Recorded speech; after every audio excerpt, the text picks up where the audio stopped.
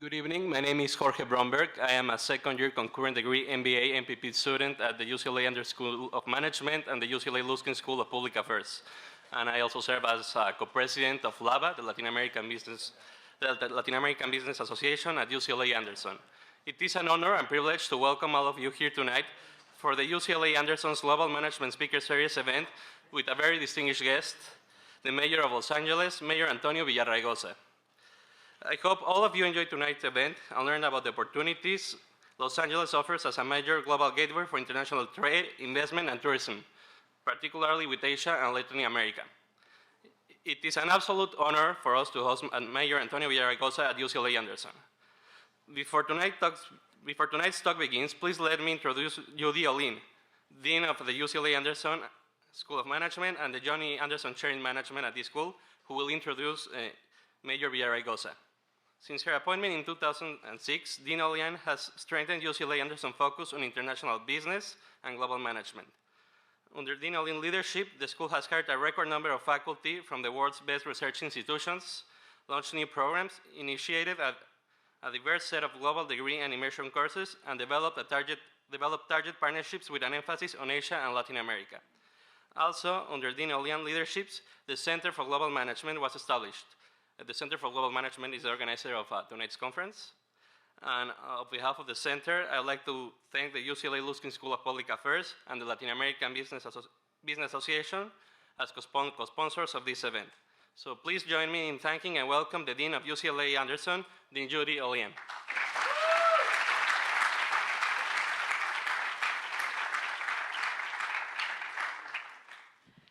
Thank you, Jorge, and it's wonderful to see everyone here, to welcome you, and to welcome the mayor. I can barely see over this, I'm height challenged, but I can see the mayor down there.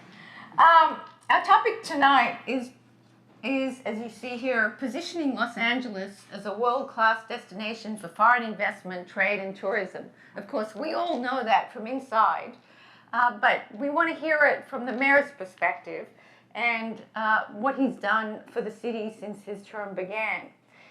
This speech tonight is part of UCLA Anderson's Center for Global Management Speaker Series, and we thank the center and the Luskin School and the students from LABA, the Latin American Business Association, for helping organize this. So here's a little bit of background about the mayor. He's the 41st mayor of Los Angeles, taking office July 1, 2005. He began his second term July 1, 2009, and I think it's 40 days to go, 41 to go. June 30th will be the end of his wonderful term, and for those of you who are voting, please vote tomorrow for the mayor's successor. And there are two choices, and I know you'll get out there and vote. As mayor, Mayor Villaraigosa has pursued an agenda that includes making Los Angeles a much safer city, building a 21st century transportation system, achieving educational reform, eliminating government red tape and streamlining the city bureaucracy, and making Los Angeles a true model of sustainability and green growth. So the city has accomplished so much during the last 8 years thanks to the mayor's leadership, and I'll just mention a couple of his accomplishments. Crime has dropped to levels not seen since the 50s. Billion-dollar modernizations are underway at the Port of LA and at LAX. Measure R passed, we, the voters, passed it, which will enable $40 billion investments in new railroad and highways, thanks to this half-penny sales tax that you may or may not notice when you buy something. 4 new transit lines have been opened and 4 are under construction. And under his direction, the number of charter schools has doubled. Los Angeles is also amazingly green. The city has met the Kyoto targets for reducing greenhouse gases 4 years ahead of schedule, and through its Clean Trucks program, the Port of Los Angeles has reduced emissions by 80%. His efforts to make Los Angeles more attractive to visitors has led to record-breaking tourism for 2012. Those are just a few of the remarkable accomplishments of the mayor during his tenure. Mayor Villaraigosa is also a national figure. He's currently president of the U.S. Conference of Mayors. Before being elected mayor, he served on the LA City Council and in the California State Assembly. He is, I think, a politician from very, very early on in age. At high school, he volunteered with the farm workers movement and led student walkouts while a high school student. So it really runs through his blood to make things better for the comedy. Mayor Villaraigosa attended UCLA. He's a very proud Bruin, where he received a bachelor's degree in history. He went on to attend the People's College of Law, a night school dedicated to public interest law. The mayor, as I said, is an avid Bruin, following every possible basketball and football game that he can. And he said he made it from City Terrace to City Hall because UCLA made it possible. The mayor has championed UCLA not just in sports, but also in Sacramento. Legislation he sponsored while he was in Sacramento led to the creation of UCLA's California Nanosystems Institute, an integrated research facility with locations here at UCLA and at Santa Barbara. The mayor's many accomplishments while in office will endure and will improve the lives of people who live and visit Los Angeles for generations to come. Thank you, Mr. Mayor, and we welcome you here to Anderson tonight. Thank you, Judy. Come on. Thank you. Well, thank you, Judy, for that overly generous introduction. I wrote it myself. But I do need to make a couple of clarifications. I am no longer the president. I'm the outgoing president of the U.S. Conference of Mayors.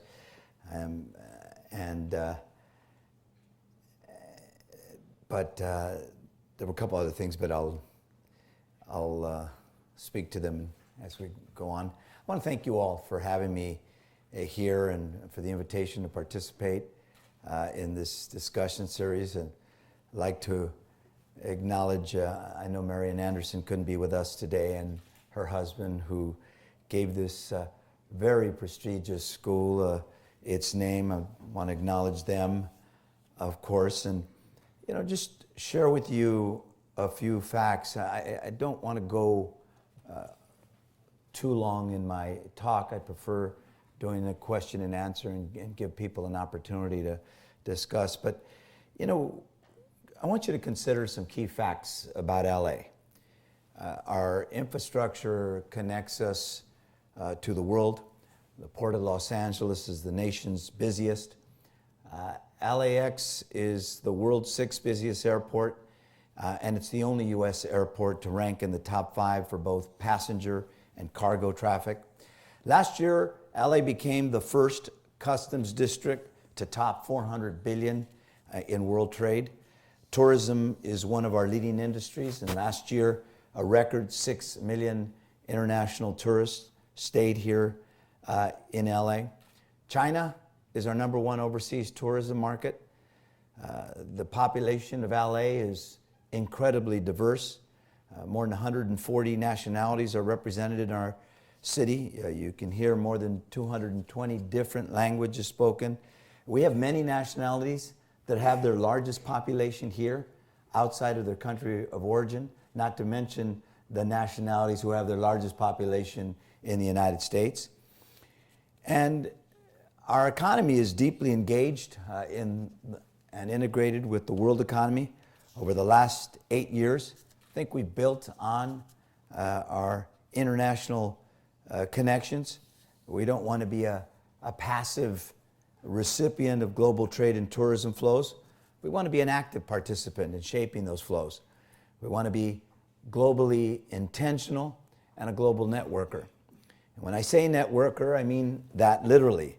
I know that with social media technology, it's almost as easy to connect with someone halfway around the world as it is with your neighbor.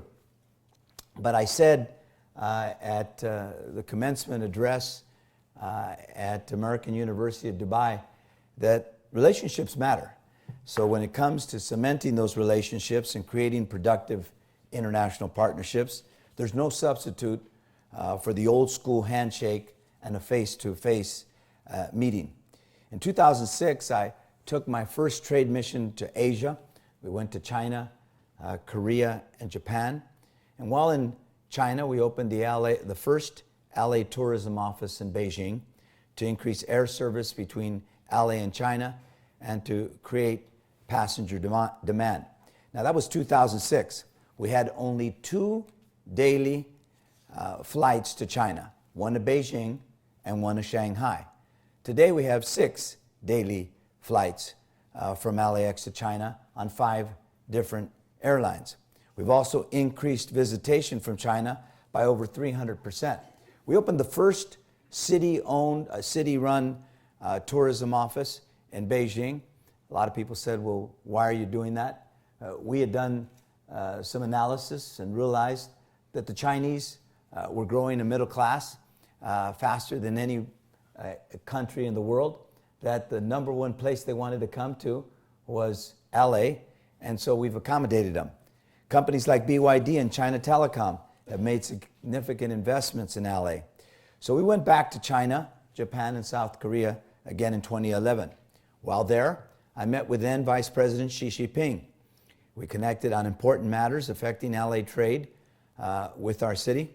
And just last year, after visiting South Korea in that year, we broke ground on what will be the first grade A office tower in downtown LA in 20 years, an investment of about $1 billion. Now, this international trade diplomacy has paid dividends.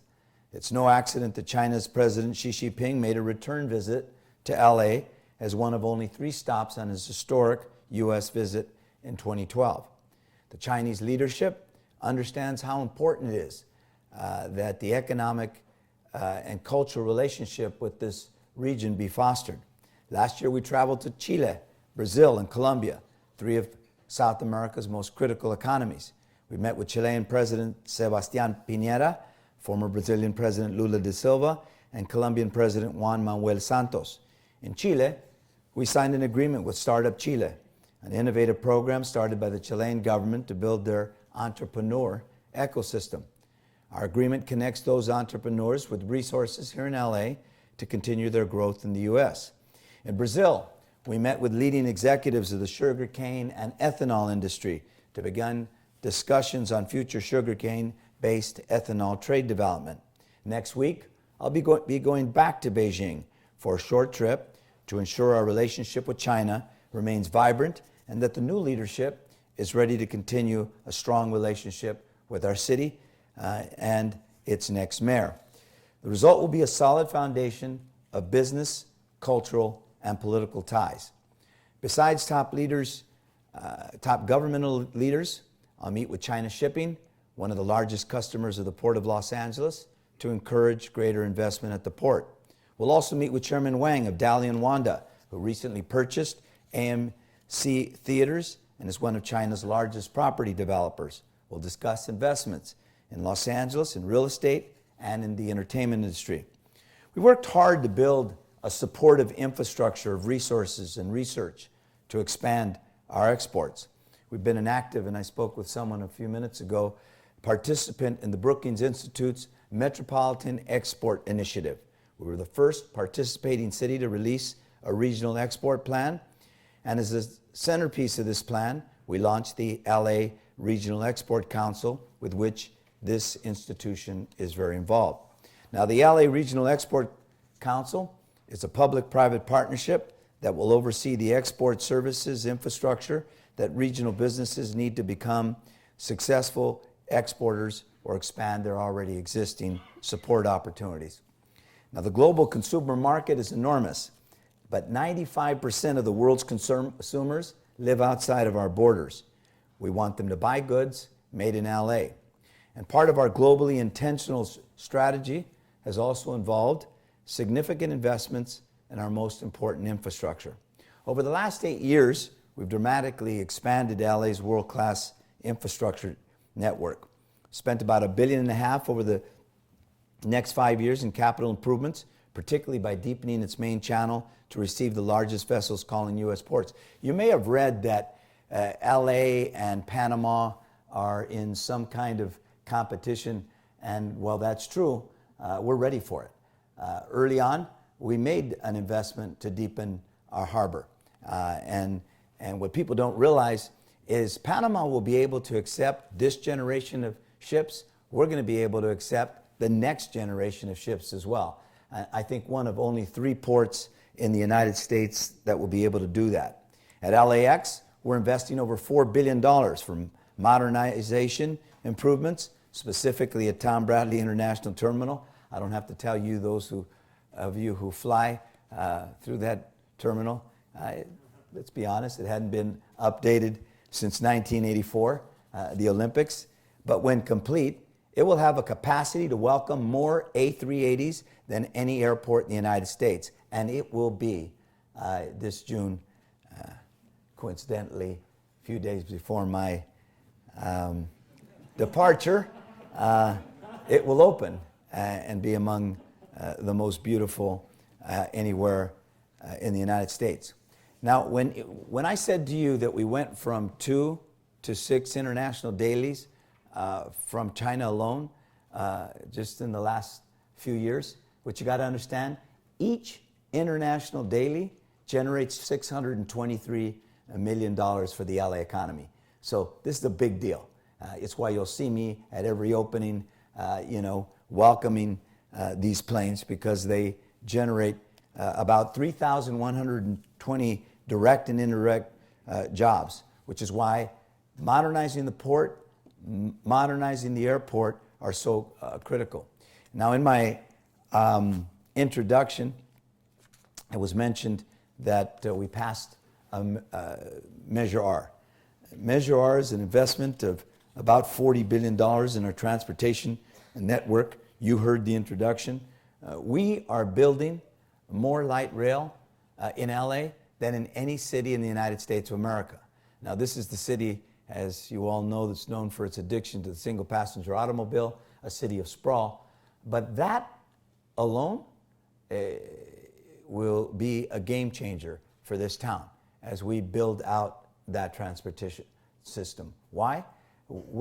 Because the future of LA is going to be a future of vertical development, not the kind of sprawl that you've seen over the last 60 years, but in fact, you're going to see development along transportation corridors, along stations. People are going to work, they're going to go, they're going to play, they're going to live, shop, all along these corridors. We're going to transform the way LA looks and the way we move people. Now, thanks to all of these investments, businesses, local and international, can get their goods to market faster. Their employees will have more transportation options for their commutes. Their customers will spend less time gritting their teeth in gridlock and more time shopping. You know, a little known fact is that we have synchronized every single traffic signal in LA, the only city in the world. You mentioned what we've done.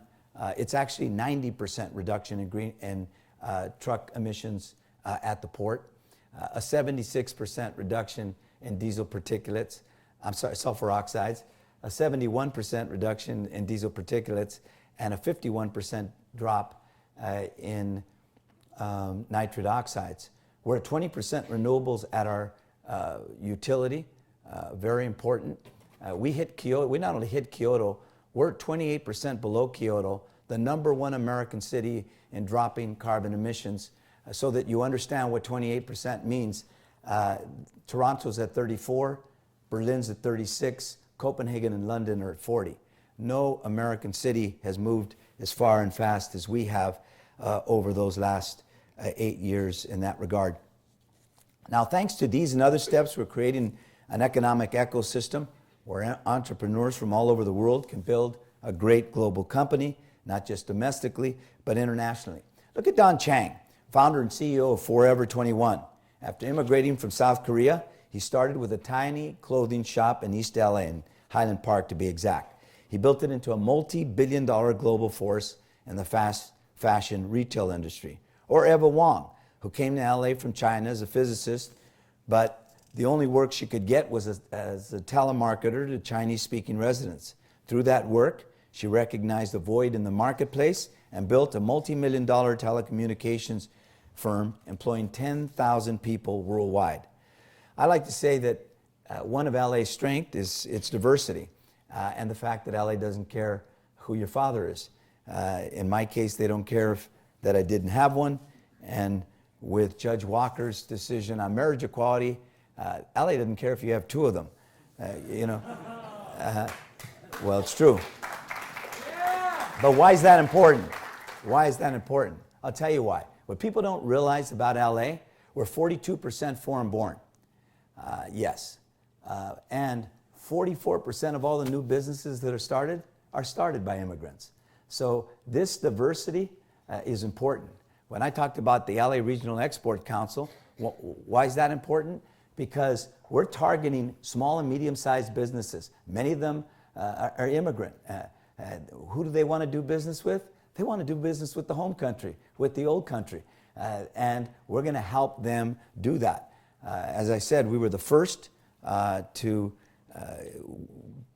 accept the Brookings Challenge. We understood that we live in a metro moment, so that you understand what that means, what they're targeting. Instead of, in a shotgun approach, targeting the whole country to expand and double exports, they're going to the metro economies.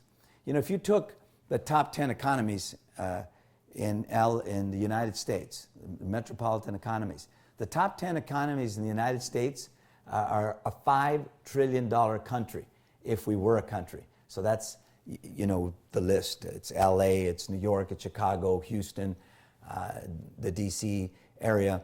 But the top 10 countries were about a $5 trillion economy. If you look at just LA, New York, and Chicago, we have an economy the size of France. So focusing on those economies is critical. We've joined that effort. We recognize LA's role. We believe that the fact, and Dean Olian mentioned to me as I was walking up here, the importance of this institution and how 40% of the people come from California, I think you said, and a good number of them, 80%, end up staying here in California. We think that the fact that we have a UCLA, an SC, and a Caltech, the fact that we graduate more engineers than any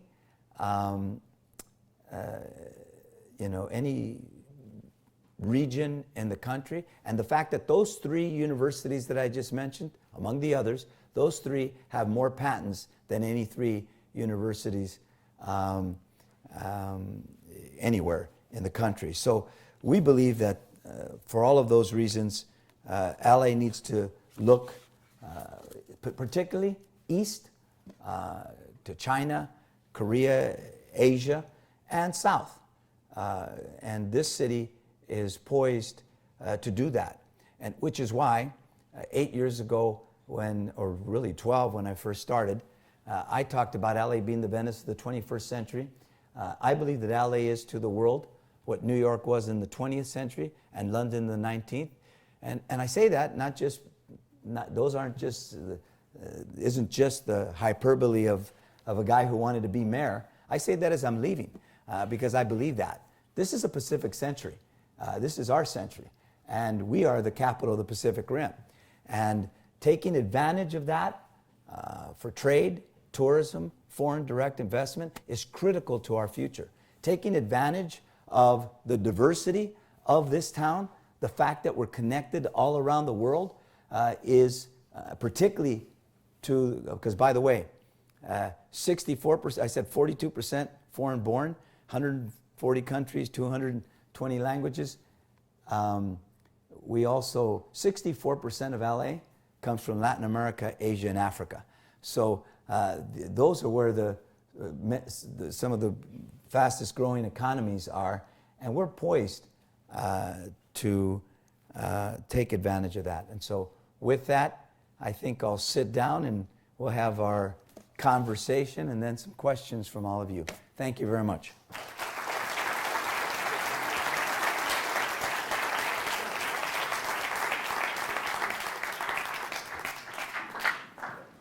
Thank you, Mr. Mayor.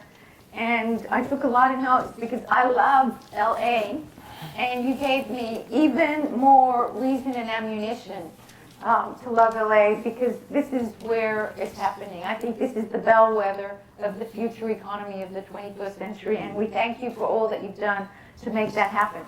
So I'm going to ask just 2 or 3 questions, and then ask you what your questions are for the mayor. Talk about how to make LA even more attractive to employers of the 21st century and to business for the 21st century. Well, let me backtrack for a second. You know, one of the things I'm going to recommend to the next mayor, I mentioned the kind of travel that I did. I actually didn't do enough. I mean, I should have been in Asia every year. I should be in Latin America every year. I'll also be meeting with the President of Mexico. I'm going to China next week, the President of Mexico 2 weeks after. Part of why I didn't was it was difficult really explaining to your constituents just why it is so important. You know, people see travel and they think, you know, oh, well, the mayor's going on a junket. You know, anybody who's traveled with me will tell you, we're 18-hour day. These are 18-hour-a-day treks. They're not, you know, sightseeing tours. Bringing Xi here, expanding the China shipping facility, working with Chairman Cho and Korean Airlines and making commitments to provide the A380 gates that he needed was critical to him staying in this market. It is very important. We are no longer the city that we were. You know, how many of you are native to LA? How about your parents? Native to LA too? You know, a lot of people in my generation, I'm 60, a lot of people in my generation kind of see themselves, they remember the old LA. Well, guess what? We're not that backward, you know, kind of provincial city anymore. You know, I get to meet with all of these heads of state, not because I'm Antonio Villaraigosa. I get to meet with them because I'm the mayor of Los Angeles. And to them, that you're like the president of a country because you represent a very important economy. So I think when you look at the fact that 95% of the consumers are outside of the country, the fact that we need, you know, of the 400 billion that we generate through our customs district, I think only about 190 or so is exports. We need to pick that number up. The new markets are outside of the country, and if we're going to compete, we've got to focus on exports, and that's why we're involved in the LA Regional Export Council. Your question was about what we can do to be better still for business. Oh, that's what I was going to say. You said I eliminated red tape. Let me be clear. We have not eliminated red tape in the city of Los Angeles. But, you know, we've made strides. I mean, it used to be that you had to go to 14 different departments to get a permit in LA. I reduced that to 7, and a case management unit where you would go through, and for big projects we were expediting. We're inviting you to LA now, to UCLA now to do the same. Right. Well, what I was going to say, what we'll be doing with this budget, you now will go to one department. One department for all your permitting. In the middle of a recession, we eliminated the business tax, gross receipts tax. Why? LA has the highest gross receipts tax in the region. You know, I tell people I didn't wake up in the morning and said I want to, you know, eliminate the gross receipts tax. But in the middle of a recession, when every city around you is, eating your lunch because they have a much lower, they average about $1.90, $1.50, and we're, at $5, we were making it almost impossible to do business. So we eliminated the gross receipts tax for new businesses that come into LA. We've just extended it another 3 years because we're in the middle of a recession and we're not going to be out of this recession. I'll tell you why, according to your UCLA forecasters, the biggest reason why. So we're going to extend the gross receipts tax here. One of the things we've done is we've said we got to start competing for jobs in the new economy. So we focused on high tech. We brought Google to LA, YouTube. What you're seeing down in Playa Vista and Venice is Silicon Beach. And by the way, I know a lot of you are entrepreneurs and will be. You were saying there are a higher percentage of entrepreneurs at this. 25% of our graduates go to high tech, which is good. So, come to LA. Stay here in LA. So I think some of the other things that we need to do is we're going to have to figure out,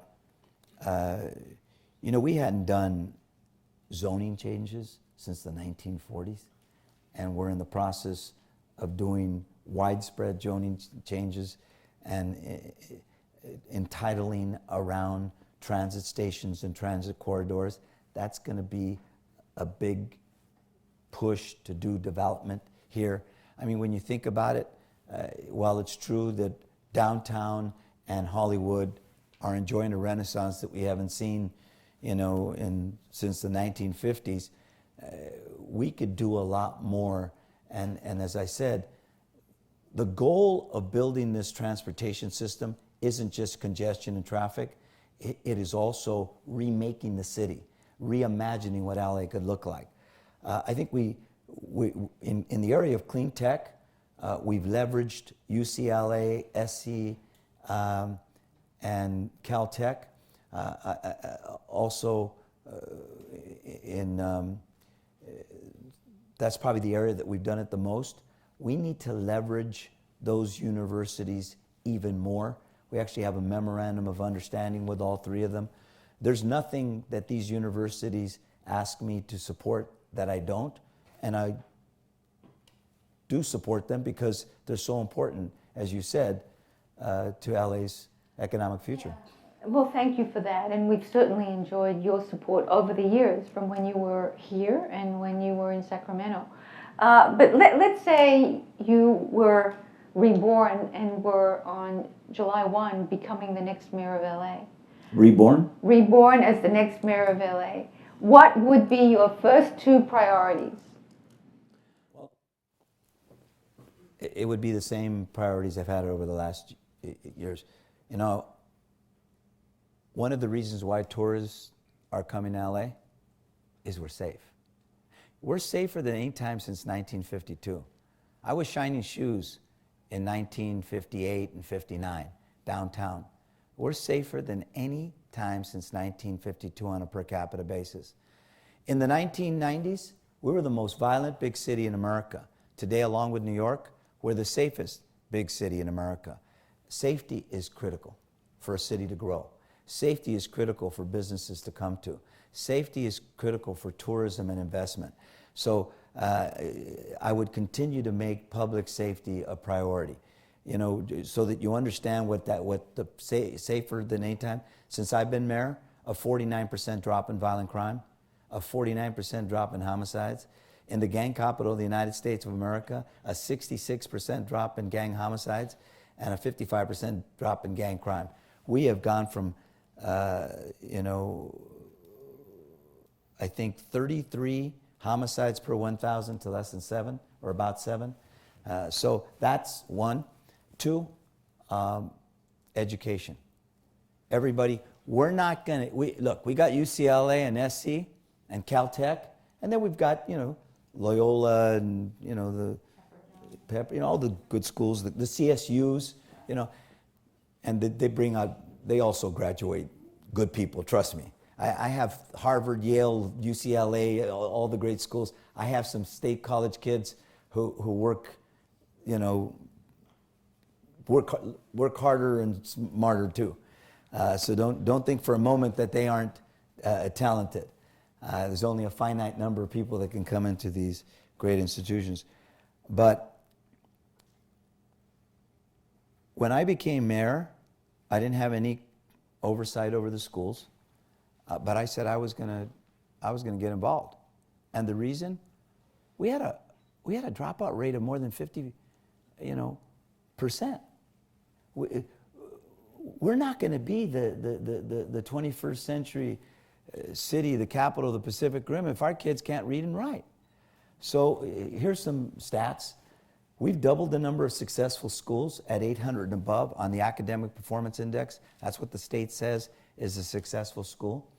We've actually tripled, that was another stat, we've actually tripled the number of charters. More importantly, we've increased ninefold the number of successful charters at 800 and above. We have charters at 800 in Watts, in East LA, in the poorest areas of this city who are performing at a high excellence. I've done my partnership schools. I took on the worst schools, the most violent schools, the lowest performing schools in LA. I have 3 schools in Watts between 760 and 795. They're approaching 800. And that's with the thick rules that everyone. So I would continue to make public safety, public education, and education reform the 2 biggest priorities facing this town. There is nothing more important. The graduation rate was 45%. It's now, 48%. It's now 65%. Nothing to brag home to mom about. But let me tell you something. What you've seen across the board is improvement in these schools. We got to continue that improvement. Much as they're doing in New York, in Chicago, in Boston, in Denver, cities and their leaders have to drive success in our schools. And we here at UCLA would agree with you that K through 12 is critical because we think that the higher education institutions are first rate. But unless we have that talent that's coming through and that's graduating for the 21st century jobs, the city will indeed suffer. Well, look at let's be honest. In a city where, 64% of the people that live come from Asia, Latin America, and Africa, you see very little representation on our campuses from the kids that come from Latin America and Asia. And so, Latin America and Africa. So addressing that achievement gap, the reason why the achievement gap should be important to all of us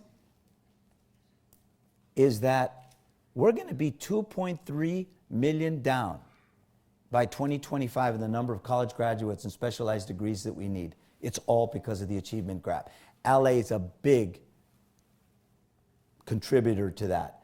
So the next mayor, I hope, will be as dogged, persistent, and determined in driving down crime and in improving our public schools. That's where it starts. So that's what I would do in my born again.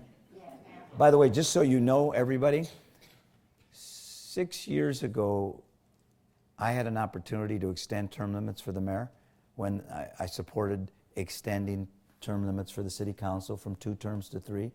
I said no to the city council. I did it for them because I do believe that I don't believe in term limits, frankly, and for legislators particularly. I do believe in term limits for chief executives. I think most people get tired of you after 2 terms, and I think most chief executives do their best work, in the first 2 terms. The ones that last, there's a few. Daley's one of them. I think Bloomberg's another, but mostly they don't do as well. I'm going to remember that. Deans have terms too. Okay, who's going to ask the first question from the audience? There are microphones here, please. Go ahead. Person in the back first, and then in the front second. Hi, Niku, a first-year student, MBA. Thank you for coming. My question was, one of the big initiatives you have for downtown is the Clean Tech Corridor. How do you see that playing into this foreign investment and trade opportunity that you're talking about?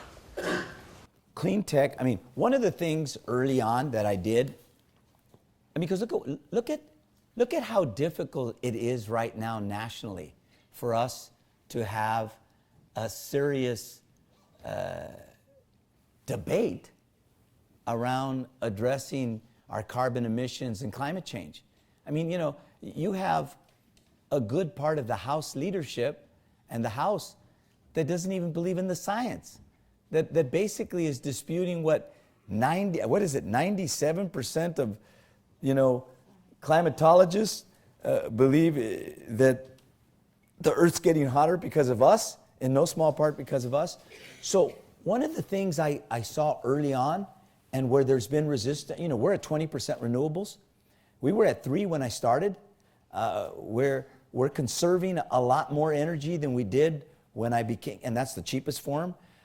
We're the only major city in the country. I was with Gore, you know, here about 8 weeks ago, to sign a framework of agreements to get completely off of coal by 2025.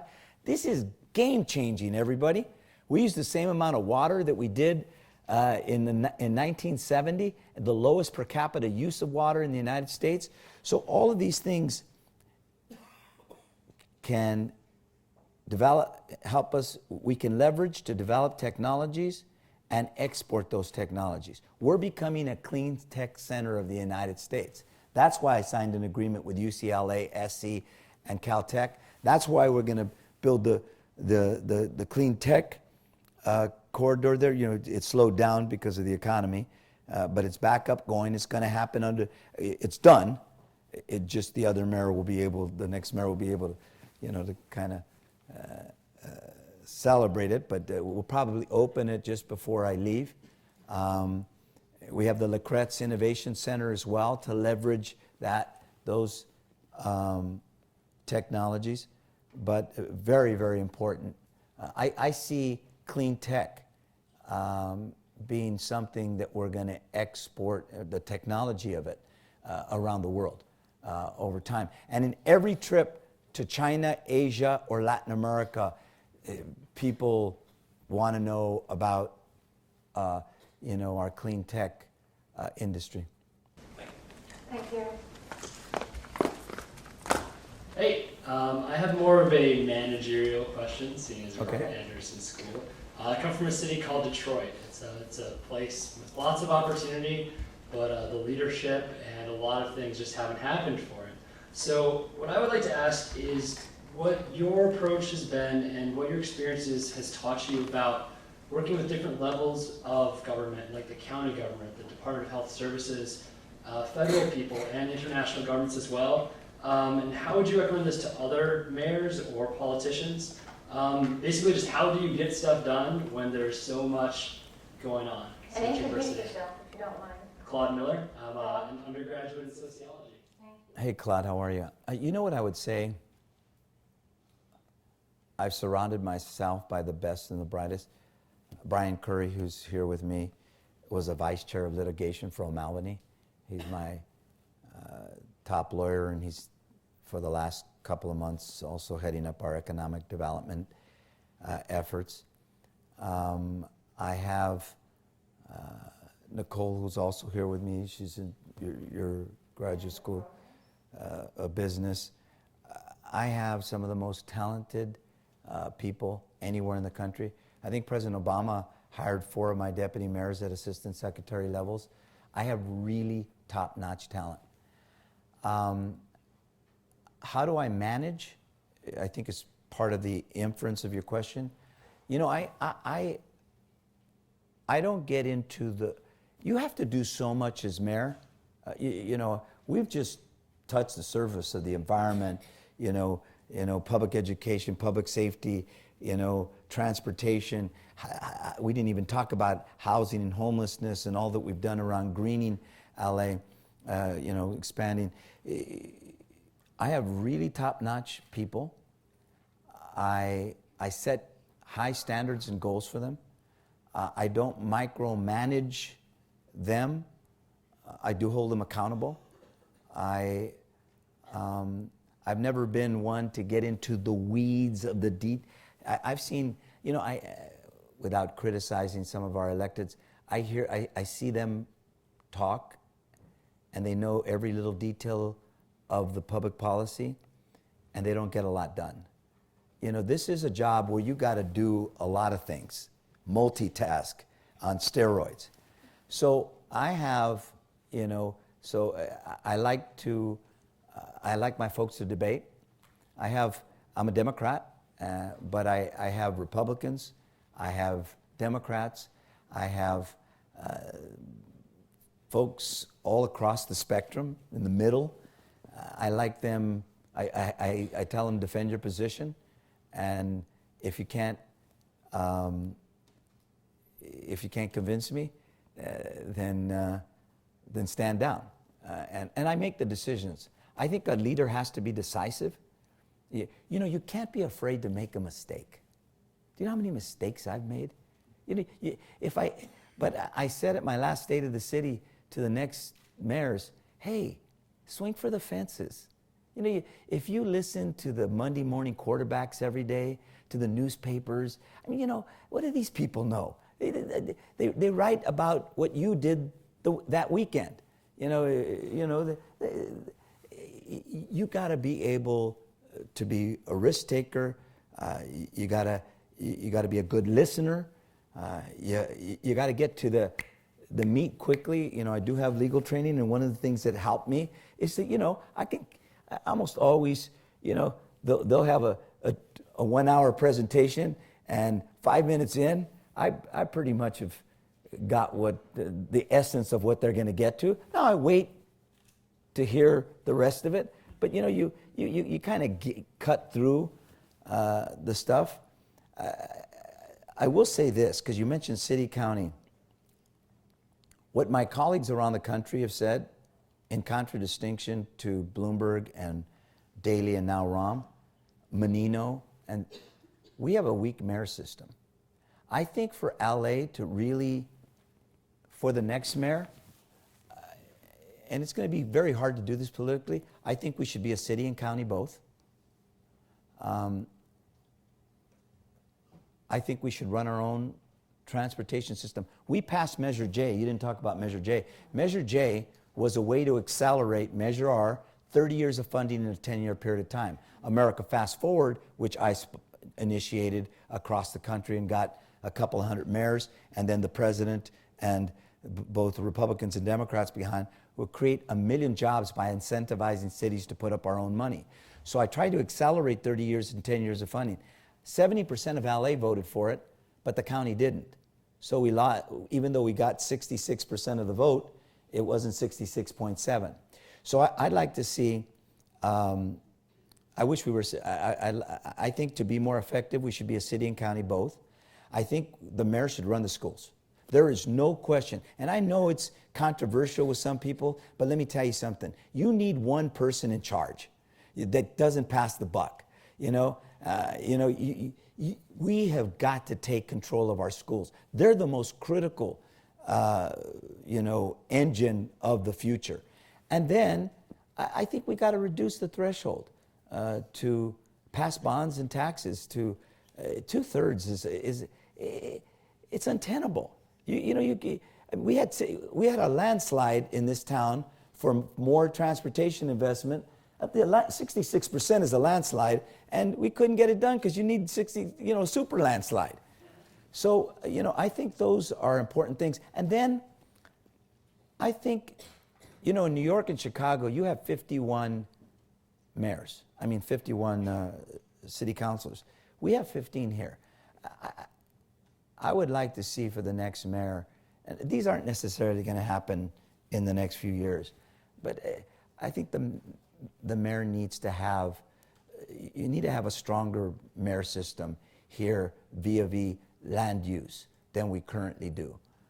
I've made it so that, and because I did work on, I was a city council person, and I have a great relationship with them. We've disabused them of the notion that there are 15 mayors. There's only one. And I've not been afraid of that. So what I've done is I've used the bully pulpit. I am not afraid, as has often been said, to get in front of a camera. And it's not because I have this need to be in front of a camera, but it's because I know a big part of the strength of my job is to use the bully pulpit. So I'm not afraid to do it. And I do it.